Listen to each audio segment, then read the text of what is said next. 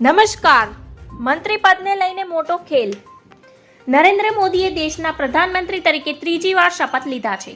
PM મોદીની કેબિનેટમાં ગુજરાતમાંથી 5 મંત્રીઓનો સમાવેશ કરવામાં આવ્યો છે. ગુજરાતમાંથી Amit Shah, S Jaishankar, JP Nadda, CR Patil અને મનસુખ માંડવિયાને કેન્દ્રીય કેબિનેટમાં સ્થાન મળ્યું છે.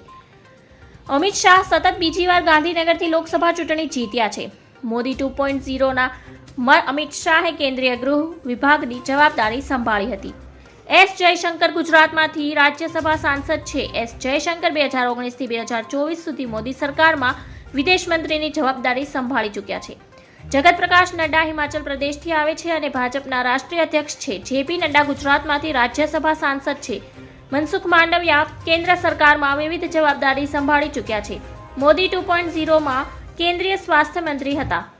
ગુજરાત ભાજપના અધ્યક્ષ સીઆર પાટીલને પણ કેન્દ્રીય કેબિનેટમાં સ્થાન આપવામાં આવ્યું છે. સીઆર પાટીલ નવસારી લોકસભા સીટથી સાંસદ છે. ધન્યવાદ. જય હિન્દ.